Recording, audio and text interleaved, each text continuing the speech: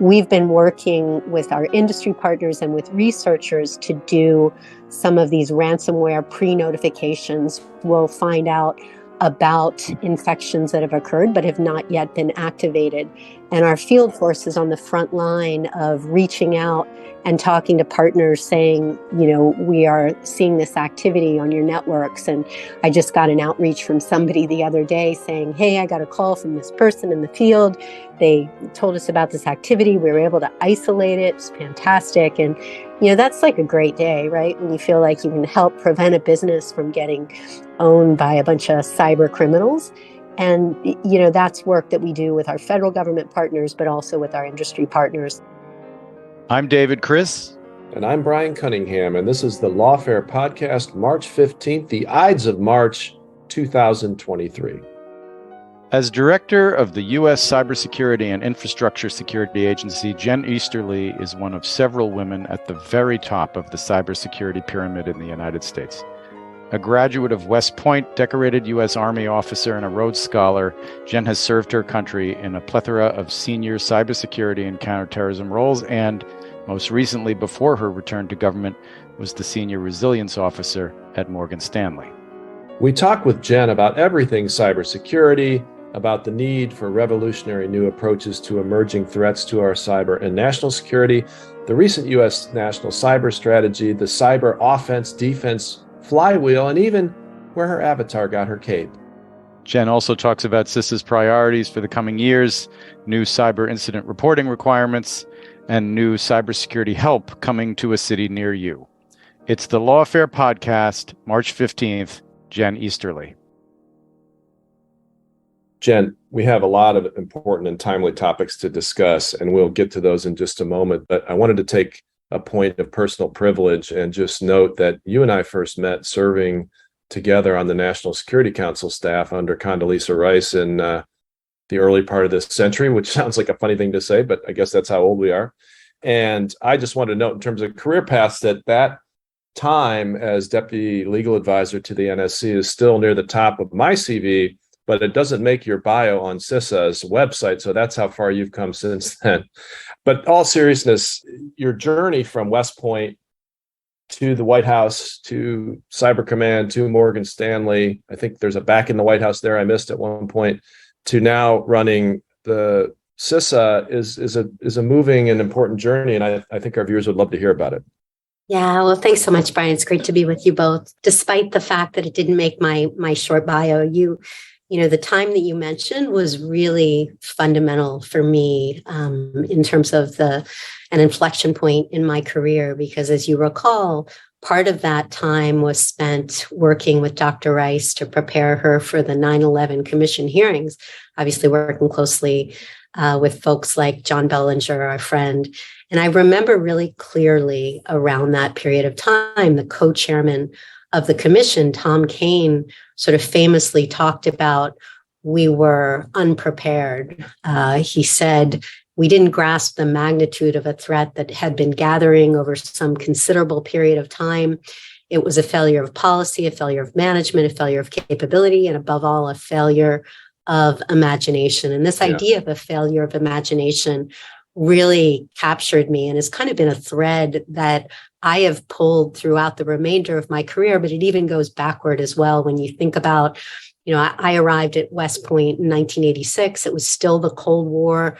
I minored in Russian, thinking I was going to graduate into a very different world. And then in 1989, the Berlin Wall fell. It was peace breaking out all over, the end of history, and classmates that thought they'd be obligated for 5 years were, getting out early. And so it was a completely different world that, frankly, we really didn't see when I got there. And then it's a theme sort of as you think about 9/11, but even in my career after leaving the White House and going to Fort Meade at the National Security Agency, where I served over a decade, time in Iraq, in Afghanistan, standing up the Army Cyber Battalion, U.S. Cyber Command, then going back to the White House and sort of being the head of counterterrorism policy during the rise of ISIS, and then to Morgan Stanley, where I went there to set up our Cybersecurity Fusion Center and ended up standing up the Fusion Resilience Center in December 2019, which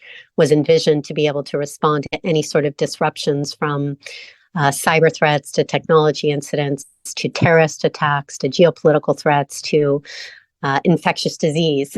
And so ended up being responsible for managing the firm's response to COVID along with our chief medical officer, Dave Stark. So this whole idea of preventing failures of imagination, but also using the power of imagination, what I call the imagination coefficient, to be able to motivate innovative solutions to the most complex technical and operational problems is, something I always think about our time in the White House from 2000 to 2002. Right. Well, since you now invoked a math term, I'm going to quickly kick this over to David, but just taking it more to the present, Jen, you're obviously the second director of CISA. CISA has been around for around 4 years. How do you see the agency's first 4 years now in hindsight, and what should we expect from the next 4?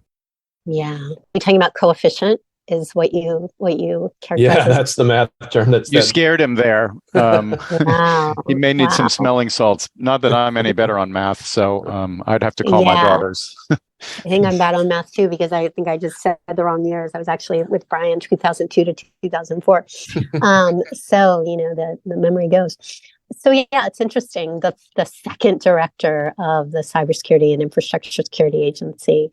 So I did a blog actually to accompany our year in review, and was sort of thinking about what the past 4 years look like. Of course, I came here in around July of 2021, but since the agency was established, a bunch of interesting things happened. First of all, we underwent a massive agency-wide reorganization that had a significant change on our organizational structure and moved us into a more regional approach so that we could better serve our stakeholders across the nation. But that was a big reorg.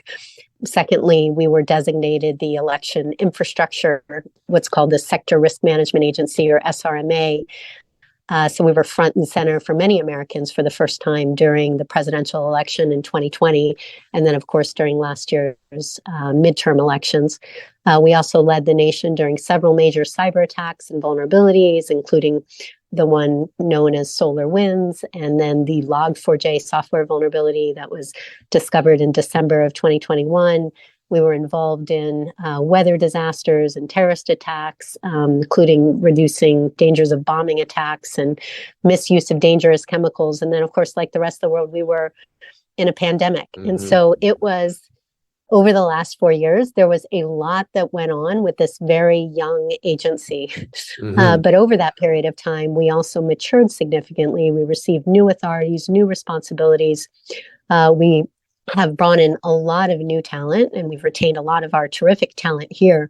But even with all of that churn over the past 4+ years, I think it's been an incredibly productive time for an agency really just getting its legs underneath itself. And so it's a privilege to have the opportunity to continue to grow what I think of as sort of a startup agency, particularly if you look at the key players that we spend most of our time with. The NSA, where I spent over a decade of my career, is 75 years old, and FBI over 100 years old. And so I oftentimes think about, okay, where do we want to be in the next 10, 20, 50, 100 years to really grow our capability as America's cyber defense agency? So the decisions that my team and I are making now, I think, set that important path for our future evolution and growth.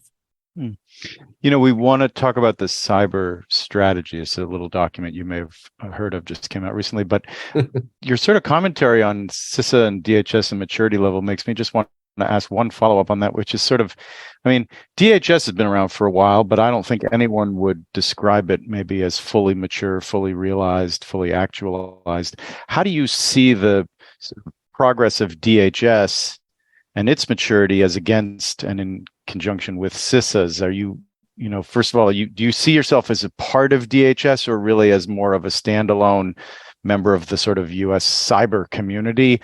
And how do you feel the larger agencies maturing as compared to your own element within it? I think it's a really good question. I think it's a both and. We certainly are part of the department, and in many ways, it's really helpful because there are other elements of the department that have cyber mission. And so the close working relationship that I have, for example, with Dave Pekoski at the TSA, given their role in some of the work going on around pipelines with respect to cybersecurity and, of course, some of the aviation work. And so it's great to have that close teammate relationship, particularly given the work that we've done following the ransomware attack against Colonial Pipeline. And certainly with respect to Deanne Criswell at FEMA, where we play a large role in the field, working with some of the emergency management folks. We're really on the resilience side, but we also can play a role on the response side as well. And then there are major policy issues that run across the full department. And so you're absolutely right, David. I mean, the department only just turned 20. We had the 20th anniversary, I think just a couple weeks ago. And so you could say, compared to other departments, it is a bit of a startup as well and is continuing to mature. I think just given the imperative of the threat environment, how different things are from when the department was stood up in 2003 to how things are now, the department has had to evolve, and we've had to evolve particularly rapidly, just given the acceleration of technology and the acceleration of the cyber threat. So I would say we're almost moving at an accelerated pace while still an important part of the department, but also a very important part of the federal cyber ecosystem. You talked to my great friend Kris before, who he and I went through confirmation together, and we always talked about cyber being a team sport and how important it is for that federal cyber ecosystem to operate in a unified, cohesive way. And I've also, very importantly, seen that mature over just the past 20 plus months since I got here. Yeah. Now, so Kris, said he's the coach and you're the quarterback. But when we talked to Kemba, she was using musical analogies, not sports. So well, you better just hang on and see what's coming around the corner on those adjacent seats. It could just be a marching band, and then you got both bases covered. Maybe that's how to square the circle. Which might be the biggest mix of metaphors in 10 words in quite some time. But to that point, Jen, we can't not ask the cyber lanes in the road question. And, whatever metaphor you want to use, there's plenty of cyber threat to go around, as one of our prior guests said, and I think as you've suggested. But how do you sort of operationalize that? How do you know on a day-to-day basis who's doing what? Yeah, it's so funny. I mean, look, I always get the cyber lanes question, and you all are a very sophisticated group, and as is your audience, so they could probably explain it better than me at this point in time. But just to be clear, so very different from the executive office of the president having an operational component. So the NSC, of course, does policy, and the NCD was stood up to give coherence, to establish coherence across the federal cyber ecosystem. And importantly, they were given the responsibility of developing the national cyber strategy. And big props to Kris and to Kemba and to Rob Kanaki and Harry Kresja, who did an incredible job collaborating with hundreds of partners as that document evolved. And they should be really proud of the work that they did. But when I think NCD, I think cohesion, coherent strategy, NSC is policy, and CISA is the operational component that does cyber defense. So we actually, by statute, play two key roles. One of them is cyber specific. One of them really speaks to our larger infrastructure mission. But the elevator pitch that I give is that as America's Cyber Defense Agency and as the national coordinator for critical infrastructure security and resilience, our mission is to lead the national effort to understand, manage, and reduce risk to the critical infrastructure that Americans rely on every hour of every day. So if it has to do with cyber defense, we have the lead for it. If it has to do with investigation and pursuit, that would be our bureau partners. If it has to do with intelligence collection and security of the military networks, those are our DoD and NSA partners. And I think the great news is The orchestra is playing very, very well. I just saw Tar over the weekend, actually. So that Look was at the that image seamless transition to music. I mean, it's like you're just in harmony. I know, right? But I was saying I saw Tar over the weekend, and that's Okay. what came to my mind when you said the orchestra and Kemba. Well, even though you're all first chairs, right? Yeah. I don't know, man. I'm happy to Well, let me just stop you for a second, Jen, because you mentioned the strategy. Obviously, our listeners are very interested in that. When you started the conversation talking about our time working for Dr. Rice, I thought where you were going to go was the thousands of hours that we all collectively spent on the very first national strategy to secure cyberspace, which is kind of one of my formative moments in cybersecurity. And I paid a lot of attention to those strategies over the years, and they were pretty consistent. Even during the switch from President Bush to President Obama. This one, I think, is really quite revolutionary. And I really take my hats off to ONCD and you guys and the White House and the NSC. Two places where I think it's particularly revolutionary are something I know you've talked a lot about, which is moving, these are my words, not yours, financial and legal liability and responsibility for defending against and responding to cyber attacks to those parts of society that are most able to absorb it. And I'd love to hear you talk a little bit about that. And then I want to talk about offensive cyber operations. Sure. I agree with you. I think it's a really good document. I think there's some things there that are materially different and really important. And the two, you pointed out one of them is essentially put the security burden on those most able to bear it, which is not the user that doesn't understand the threat and really doesn't understand how to defend themselves. And that's extensible to users, but as well as small businesses. And the second is to really focus on long-term investments for security. But they're really a piece of the fundamental issue. And you all might have seen the Foreign Affairs article that Eric Goldstein and I wrote on this, as well as a speech that I gave at Carnegie Mellon, which is really about the fact that we have normalized a world where we are all now dependent on fundamentally unsafe technology. Why is that? Because incentives have been misaligned for decades. We have incentivized speed and cost and features, but we've not incentivized safety and security. And so now we're in a world where ultimately the security burden is put on those least able to bear it. And we think it's really important to recognize it, to call that out, and to start making a fundamental shift that will put the burden on those, again, most able to bear it, which are the bigger companies and the technology manufacturers who build technology that, again, is not at the level of safety that we need to be able to underpin the critical services that we rely upon every day. And the discussions, I know there's been a lot of debate, a lot of lively debate about liability. And we do mention safe harbor, of course. But if you create bad software, is that, just generally something that everybody should accept? Or if you are not building software products that are specifically designed to reduce the number of vulnerabilities, just expecting everybody to patch that when the patches come out, I think we need to be really, really thoughtful about that, given how connected everything is that we rely upon and how, the vast majority of our critical services are underpinned by a technology base. I think it's a really important conversation to have. And, the point of departure was the national cyber strategy and some of the things we've been talking about and writing about.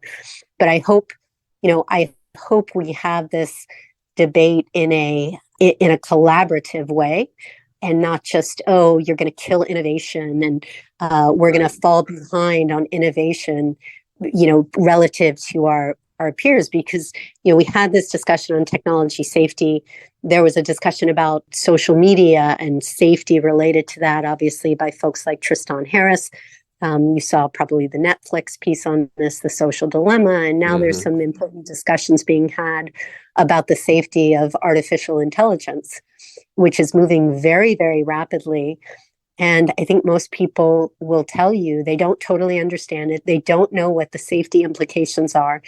And this is just all a piece of being able to have an evolved conversation about the safety and security of the technology that we rely upon every day. So, Jen, how does that conversation, which obviously has been ongoing, really get down to brass tacks? I mean, you're very careful, you and your colleagues in the government are very careful in talking about, the need to lift and shift the responsibility, but you are rarely invoking the R word, or when you do it carefully. So how do you instantiate and get to the place where you want to be with a combination, I guess, of carrots in the form of maybe safe harbors and liability shields, sticks in the form of requirements, and maybe industrial policy as well? How do you actually see yourself getting those new requirements and new approaches implemented? Do you have legislation you're working on, for example, that you want to disclose, or are you going to use existing authorities or moral suasion, or what's the vehicle for putting these things into effect? Well, first, as Kris might have mentioned, and if you've talked to Kemba, the devil will be in the details of the implementation of the strategy. So when that work is already beginning, it will have to be across the interagency, but importantly with our friends in Congress, as well as very importantly with industry.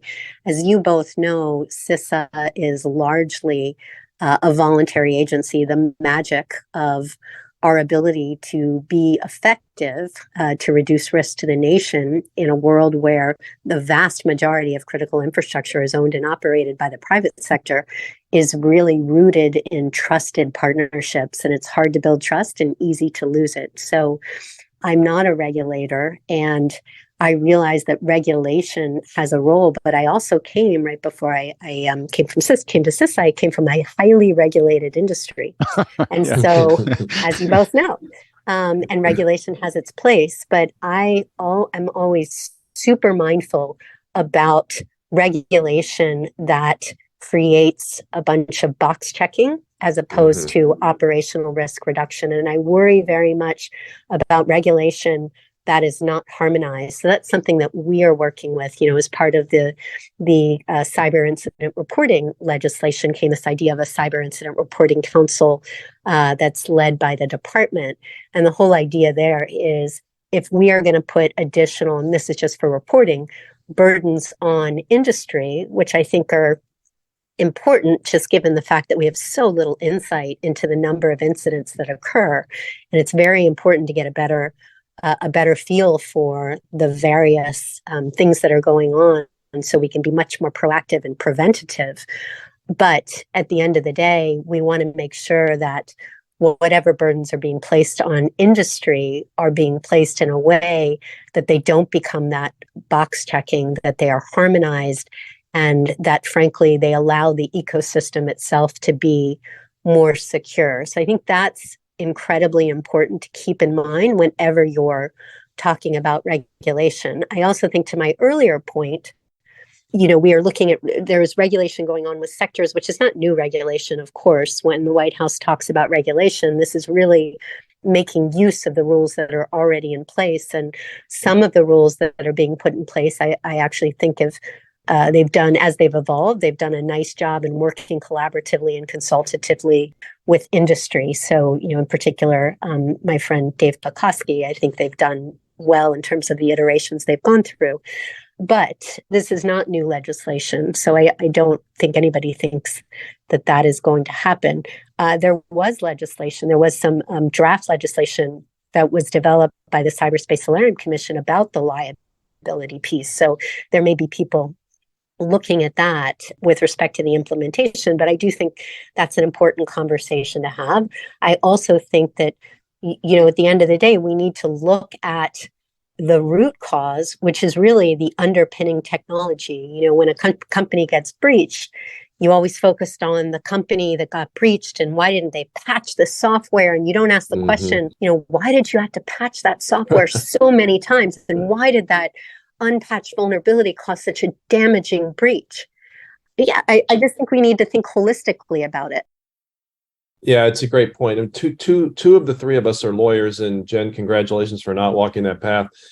So I have to say to our listeners that our friends in the plaintiff's bar are watching this debate very, very closely. And the reason I know that is they're calling me and probably David about potentially being expert witnesses. So, I think from an industry point of view, the senior leaders of some of our major companies have already testified after SolarWinds that it probably is time for a little bit more regulation. And I think most companies, and I don't know if this is the way you guys felt at Morgan Stanley, but most companies would say, if we have to have regulation, we would rather have very clear, understandable, operationalizable standards from the federal government than 50 different states, as we have now in, for example, incident reporting. So me personally, I wouldn't rule a statute off the books. Yeah. I mean, to your point, I just think if you have a patchwork, that does not help us reduce risk. Absolutely. And so whatever we do, we have to do it in a harmonized way. And we need to do it in collaboration with industry, right? Because industry understands, and I know this from my time in the bank, nobody understands better than industry, those who are operating their systems, what is going to most effectively reduce risk. And so these are performance-based standards, right? Not like the checklist that is down to the granular level saying, you must do this. Can I pull a couple of threads on cyber incident reporting? So, I mean, we've got various sector agencies imposing by regulation under extant authorities different reporting obligations, SEC, TSA, and so on and so on. There's dozens of them, I think, now. NSTAC recently recommended that you deconflict and harmonize all of those. Are you warmly embracing that mandate? That's question one. And question two, I guess, is as you implement CISA, are you going to be sensitive to the desire of some of the reporting elements, the cybersecurity or cloud or computer companies, to not have to give up sort of their secret sauce, their own internal sources and methods and analytics, which I think they believe may be better than anything the government has, and they're worried about sharing across industries, through you. So are you going to harmonize, as NSTAC is suggesting, and are you going to be sensitive to exactly what you compel by way of reporting? To your first question, David, I wasn't fully briefed on it, to be frank. I do believe very strongly in harmonization. I'm not sure about where that should sit within the U.S. government, but I do think that should absolutely be the goal. It just goes back to my fundamental belief, having seen it, having done it, that if you have a patchwork, it will do nothing to reduce risk. To your second question, tell me more. I'm not sure I totally understand. Well, if you look at the implementation questions around CISA and you have incident reporting obligations, when such and such happens, you have a certain amount of time to produce a response and send it in. But, I think sometimes, and this is pretty common, the companies that are doing the reporting may have concerns about trade secrets or other proprietary knowledge going across the transom to you, then being shared with all other federal agencies, particularly the Bureau seems to be very sensitive about it. You recall Lisa Monaco's comments. And then perhaps being shared with competitors through the sector-specific councils or other interactions. Are you sort of keyed into limiting what gets reported or aware of the concerns in a way that you think you can manage through? I mean, the short answer is yes, a couple things. And, we're going through the rulemaking process now, so I can't deep dive, as you know. But we endeavored, and I think we were effective and successful in this, to make this as consultative a rulemaking as possible, right? We had an RFI where we had hundreds of submissions. We had I think 11 listening sessions. I think we're going to do more listening sessions. I mean, we really wanted all over the country, right? I mean, you went door to door. Exactly. So we wanted to make this collaborative. Again, a lot of this is informed of my own personal experience, right? This is not about punishment or enforcement. Quite frankly, this is about two fundamental things. One is about rendering assistance if needed. Now, many of these big companies obviously have IR, incident response companies, on retainer and don't need the U.S. government, but some of the smaller entities might. So it would be about rendering assistance, but more importantly, taking that information and given our very robust authorities for information sharing in a way that protects privacy. I think that's why the Congress focused on giving it to us, because we had those authorities already in place.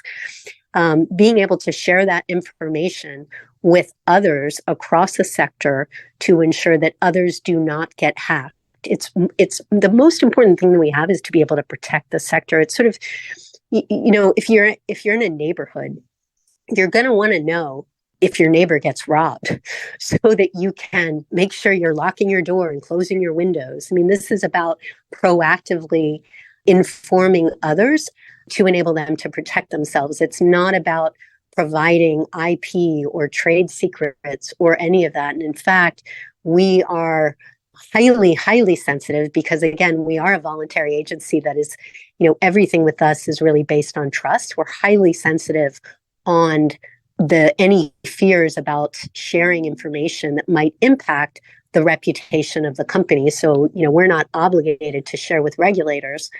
We do work, of course, very closely with the Bureau. Credit to my old boss and good friend, Lisa Monaco. I think they've done fantastic things since she came in as the DAG in terms of their focus on cyber.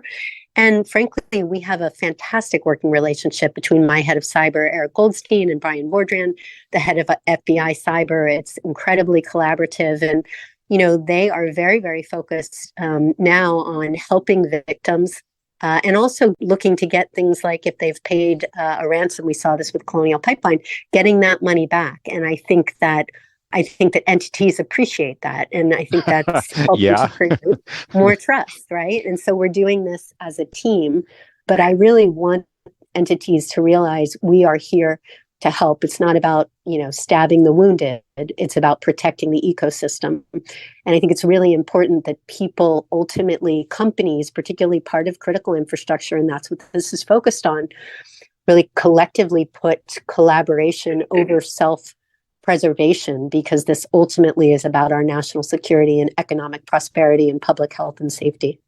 Well, speaking as we were about CISA expanding, going around the country, and also about helping entities protect themselves, I know you've done a lot of thinking and some shifting into more of a regional model for CISA. So how should the public understand, and how should they know when to, for example, reach out to a CISA regional office versus the FBI versus other parts of DHS? What do those lanes look like? Yeah. So, first of all, I have to say, this is the funnest part of this job. When I was in, the military or at the White House or at the NSA or even at Morgan Stanley, I wasn't out in, the heartland of America working with state and local officials and working with business owners. And that is like the most fabulous thing, because you see actually the impact that you can make in helping small businesses and working with election officials and others. So it really is fantastic to build out this capability in the field. And so, we are working to grow, particularly in cybersecurity, but we have physical security advisors, we have a chemical security mission, we have an emergency communications mission. So it really is an integrated capability that is out in the field that is just getting more powerful every day, because, again, we realize this is all about creating trust and adding value. And so when you ask about who do we go to, I think the right answer is there should be no wrong door. Some people may not want to come to DHS, some people may not want to come to the Bureau, but we are so tightly connected, both at the headquarters and pretty well connected in the field. Obviously, the field offices are much bigger than our offices, but we'll continue to grow. But, when you come to one part of the U.S. government, you should feel like you're coming to the full U.S. government. That's frankly the theory of the case behind our Joint Cyber Defense Collaborative, because, even as recently as when I was at Morgan Stanley, I did not feel that there was that sense of cohesion. And I think Kris did a lot to bring this together. But you can go to FBI, and if it's information that needs to come to CISA, particularly if it's reporting, it will come to us. If it comes to CISA, we'll provide to FBI. But you can sort of think about the key advantage to CISA is really what I would call as a retired Army officer left of boom.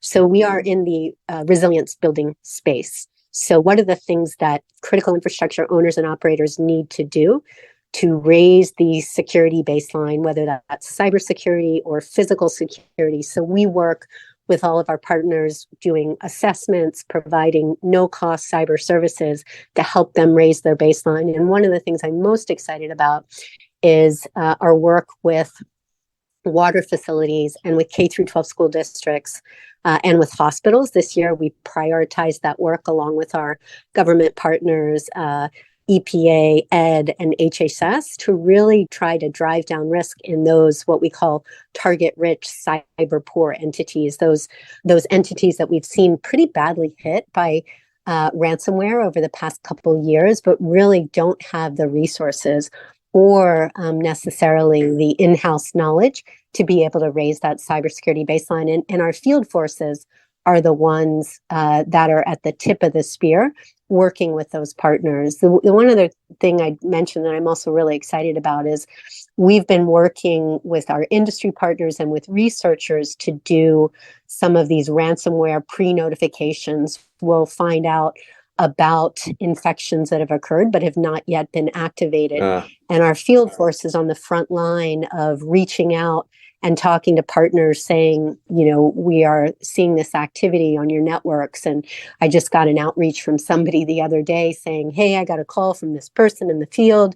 They told us about this activity. We were able to isolate it. It's fantastic. And, that's like a great day, right? When you feel like you can help prevent a business from getting owned by a bunch of cyber criminals. And, that's work that we do with our federal government partners, but also with our industry partners. It's just really rewarding to be able to make a difference.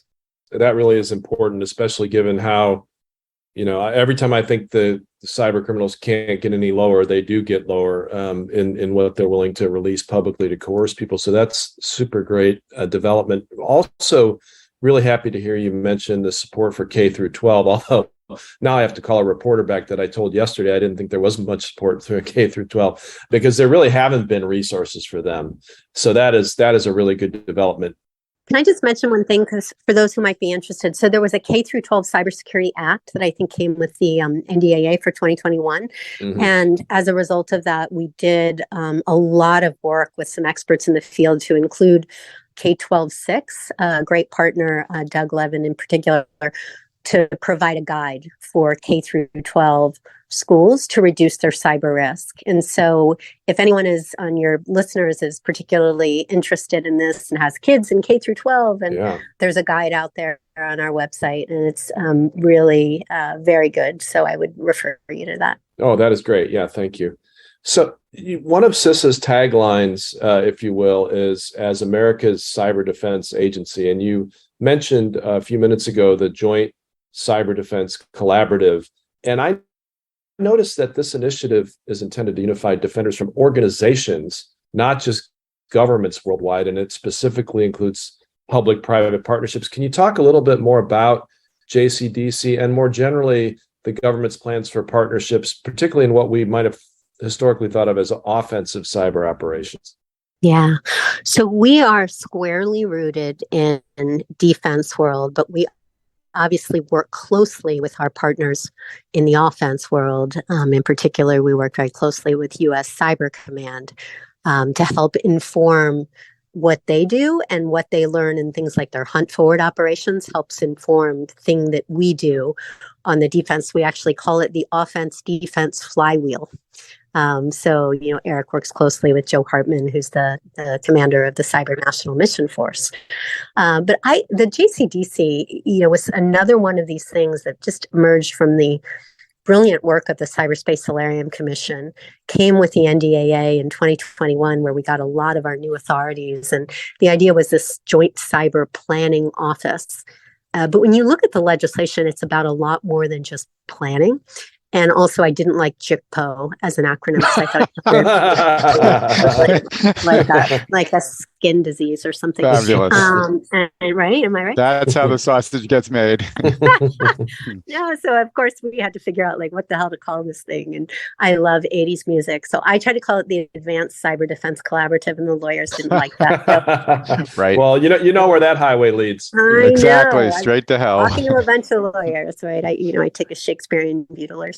But we ended up with the JCDC. And what the insight of the Congress really goes back to this: there was no one platform that industry could go to specific to cyber defense. And so in the legislation, and this is the only sort of federal cyber ecosystem that is in legislation. It talks about, brings together by name CISA, FBI, Cybercom, NSA together on one platform to be able to face off to industry on all matters of cyber defense planning and operations. And so we stood that up in August of 21. We brought in our first 10 partners that were largely some of the technology providers because they have great visibility into the threat ecosystem, given how they're positioned in the world. And we've grown that to many, many more partners, not just technology, but finance and aviation and energy. And we were able to operationalize this first in December of 2021 when Lawfare, the software vulnerability that we were very, very concerned about, given its ease of exploitation and its ubiquity within critical infrastructure, and the community, both within industry and the federal government, and folks like some fantastic researchers who were energized to work on this, all came together in a short period of time to work together to help us get guidance out and advisories to drive down risk, to better position us to be proactive against mass exploitation of Log4j. And there's if you read the Cyber Safety Review Board, you'll see some of the work that we did that really, with our partners, helped to drive down risk. And then, of course, during Ukraine, we worked with our partners to build a Ukraine plan to deal with escalated attacks against critical infrastructure, and to have that in place when in time, actually, we exercised it for several hours with industry and our federal partners in advance of the invasion of Ukraine by Russia. And so these are, I describe, having seen this for a long time, look, we've all talked about this public-private partnership, blah, blah, blah, right? I mean, everybody's eyes glaze over because it's kind of a hackneyed term. So we were really endeavoring to transform public-private partnership into real-time, what I call persistent collaboration, right? It's all based on default to share, collaboration over self-preservation, a co-equal relationship, meaning that we expect industry to play a forward-leaning role on what they're sharing and what they know, and we expect the government to be responsive, to be transparent, to add value, right? So this is not a transactional relationship. This is one where the parts should come together to create something, greater than the whole, as the saying goes. And, it's not, we like to say it's not a club, it's an engine that is supposed to drive our ability to reduce risk to the nation. I do want to ask one question, and it's a little bit of a softball, I guess, but I'm interested in how you're going to respond. So following up on public engagement and thinking about you and Kris and Anne, I don't know Kemba quite as well. You all have certain things in common, and then there's some differences. In common, you're all NSA alum. You're all very smart, very substantive, very experienced, as we've seen today in this podcast. But each of you, I think, had a very distinctive style. So Kris, I would say they probably forced him to have a Twitter account, and then he wrote, a foreign affairs article on a new social compact updating Rousseau and approaching the issue from that level, and is more comfortable engaging with New York Times and Jim Lewis. And you've got a Twitter avatar with a superhero cape and a slogan like "Shields Up." Did you guys intentionally adopt different outreach and engagement styles? Is it just a reflection of your personalities? Is yours in part an effort to recruit millennial talent to CISA? Can you tell us a little bit about how you feel about and how you've approached engagement in that way from a stylistic perspective? Yeah. I've had my time with Sanger and company and Jim Lewis, and I studied Western philosophy and Jean-Jacques Rousseau and all of that. So, right. But I guess a couple of things I'd say. First of all, my avatar, I shamelessly stole that from my great friend and predecessor, Kris Krebs. Yeah. So that was credit where it's due. Yes, exactly. Give him credit. I spent 21 years as an Army officer, a lot of time downrange, spent time in SCIFs, as you know, windowless offices. I spent, as you all know and have done, hundreds of hours in the White House sit room. When I got to Morgan Stanley, it was a little bit of a revelation for me to be in this different world in the private sector, in a firm with some amazing people and an amazing culture in a city that I love, in New York City. And in many ways, like I sort of realized the real, like the real me, And I just decided when I came back from the private sector, like I wasn't going to change back to my, bureaucratic Jen ways and really and think, I don't know if people have been this vulnerable on a Lawfare podcast, but that's like the real truth. I mean, I just wanted to, and to your larger point, I think it is really important when you think about the challenge of recruiting people into cybersecurity, into technology. It's a world where bureaucracy is not embraced, to say the least. And so you have to have these real conversations, and you have to be vulnerable, and you have to be authentic, and you have to be, frankly, accessible. So, people criticize me for being out there and meeting with people. It's like criticizing Nate Fick for being around the world, being a diplomat. Hey, that's his job, right? In many ways, right? Yeah. Exactly. It's like my job to build trusted partnerships and to recruit people for America's Cyber Defense Agency. But at the end of the day, like if you wake up in the morning and you don't love what you're doing and you're not having fun and you don't feel like you're making an impact, like for God's sake, go do something else. Well, we love the vulnerability, Jen, and Brene Brown. If you're listening, come on the Lawfare podcast anytime. And it's great to know where your avatar got her cape. I just wonder now if you need to extend that to have bureaucratic Jen who slides down a pole and emerges as avatar cape Jen. But don't take PR advice from a lawyer ever. I'll get my comms team on it. So, thank you so much for joining us, Jen. It's really been great. You're very generous with your time, and a promise/threat. We're going to invite you back in a year or two and see how things turned out. Sounds great. So great to be with you guys. Thanks so much for taking the time. The Lawfare podcast is produced in cooperation with the Brookings Institution. You can get ad-free versions of this and other Lawfare podcasts by becoming a Lawfare material supporter at patreon.com/lawfare. You'll get access to special events and other content available only to our supporters. Please rate and review us wherever you get your podcasts. Look out for the next installment in this series with NSA's Rob Joyce and for our other podcasts, including Rational Security, Chatter, Allies, and The Aftermath, our latest Lawfare Presents podcast series on the government's response to January 6th. And check out our written work at lawfareblog.com. The podcast is edited by Jen Pacha-Howell, and your audio engineer for this episode was Noam Osband of Goat Rodeo. Our music was performed by Sophia Yan. As always, thanks for listening.